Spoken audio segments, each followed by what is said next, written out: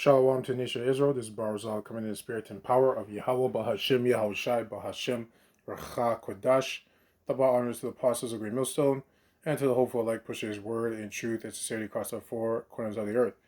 This quick lesson is going to be titled Spirit of Deception, right? Because these spirits, there's spirits out here, right? So you got to be able to discern whether a spirit is of deception or it's of Yahweh Yahushai or of truth, right?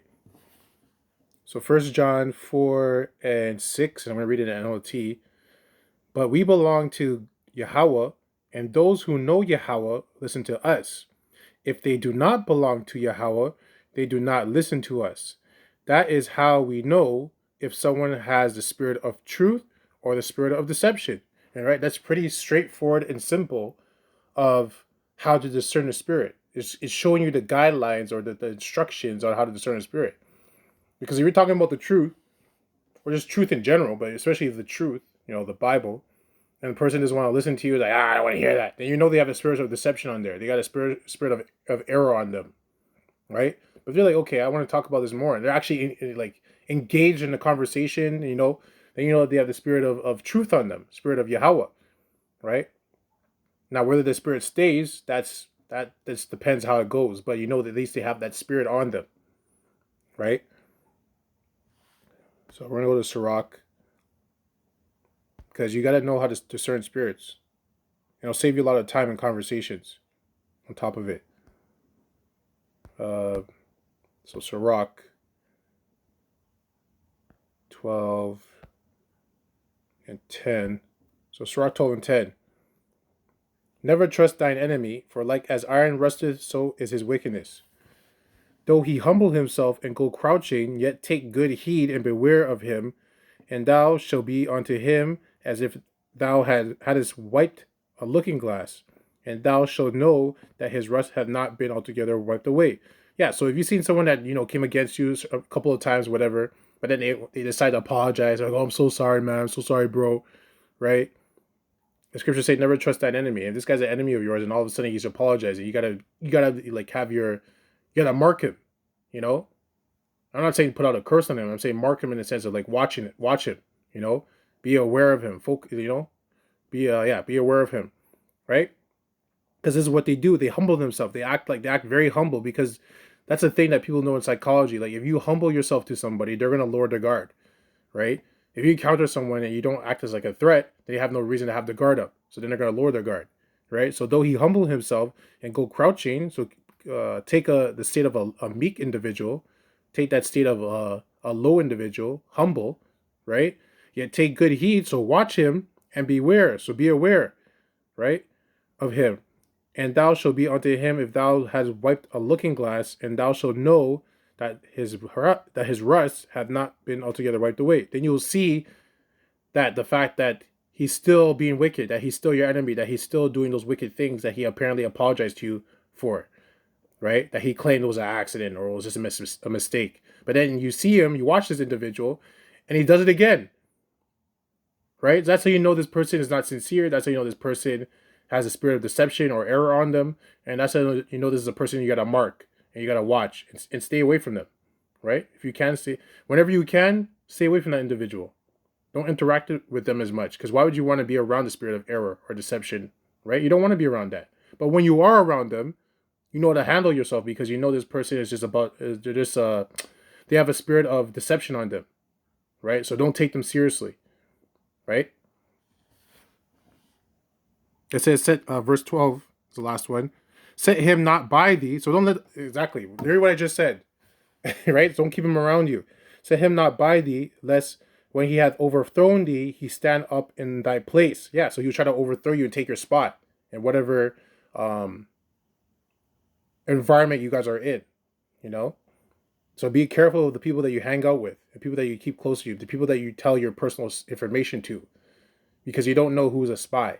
And when I say spy, yes, Apostle Tahar says in the camps we have spies, agent provocateurs from these federal governments, federal organizations. But also, I'm talking about also a spy for Satan, right? You don't know who's a spy for Satan. And when I say that, you don't know who might have that spirit of deception on them, right? That's why you got to be very circumspect of who you keep around you, of what information you tell people, right? Because there's two different types of spies. You got the spy, the carnal spy. That's you can say a spy for Esau, Edom, the devil, with these federal organizations and federal governments. And you got a spiritual spy, which is a spy for Satan, right? This person and they both have demons on them, right? They both have demons on them. But I'm saying that the spiritual spy might not even know that he's a spy. That's the thing with that person, because of the spirit that they have of them. That's why you have to be able to discern the spirit and know who you can keep around you and know who you can share information with, right? So you got to be very circumspect, very keen. Okay? It says, he stand up in thy place, neither let him sit at thy right hand, you see, lest he seek to take thy seat. Exactly. And thou at the last remember my words and be pricked therewith, right? So be very careful. And you'll know, if you follow these scriptures, these instructions, you will see that individual I'm referring to. You'll see them. It'll be very clear. But the funny thing is, a lot of times, those people are not even aware that you see them, right? Yahweh Shai will have it where you see them, but they don't see you seeing them. And that's how you mark them. And you mark them, and you watch them, right? You gotta move like that, right? And Apostle Tahar talks about it all the time.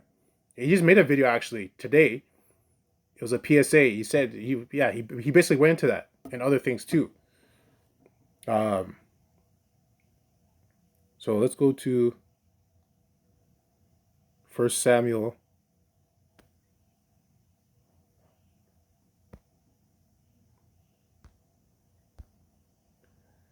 1 Samuel 16 and 7. 1 Samuel 16 and 7. But the Lord Yahweh said unto Samuel, Look not on his countenance, or on the height of his stature, because I have refused him.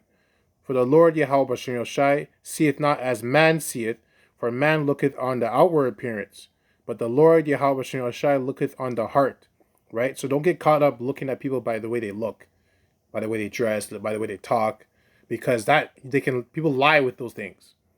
If they're a very good liar, they're aware of their behavior, their body language, their behavior, the way they talk, the way they position themselves, their facial expressions. So don't get caught up with that. Okay? It says, don't get caught up with that. Because it says, because I have refused him. For the Lord Yahweh Shai seeth not as man seeth, for man looketh on the outward appearance, but the Lord Yahweh Shai looketh on the heart. Right? So the Most High looks at the mind. So what will tell you that for someone, since you're not the Most High, but what would tell you what they're thinking, or basically what they're thinking in their mind is what they say. Right? And you compare the two. You see what they're saying and you see what they're doing. And if you see a discrepancy, then you already know. Right? That's when you start to take heed of that individual. You watch them. Right? And some people are not really good with their body language. Those are very good things to look at. But a lot of the things is what the person says, what comes out of their mouth. Right?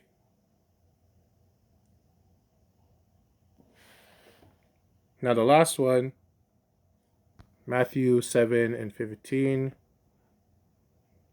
Matthew 7 and 15. That's not what I want. Matthew 7 and 15. Beware of false prophets, which come to you in sheep's clothing, but inwardly they are ravening wolves. Right? So be careful. So that's also a message to false prophets. Whether you're in a camp and there's false prophets among you, whether you're someone that's not in a camp and you're watching videos, right? You got to be aware of them. And that also goes to friends. Maybe you have friends that are not really your friends, but they're really just wolves in disguise. They're acting like you're a friend. So you can use this for everything, because it's about spiritually discerning individuals, right? And if you use those things, especially going to the Sirach will give you a lot of information about reading people, right? The behaviors, their patterns, Proverbs too, right? And Wisdom of Solomon. Those three, you can definitely go in there and you'll get a lot of information about reading people, right? So hopefully that helps, right? I'd like to close out by saying, Kahala Yahweh Bahashim Yahushai Bahashim Rachak Radash. Double honors to the apostles of Great Millstone and to the hopeful elect, pushes word and truth and sincerity across the four corners of the earth. Abad Babal, Kwam Yasharallah, and Shawwab.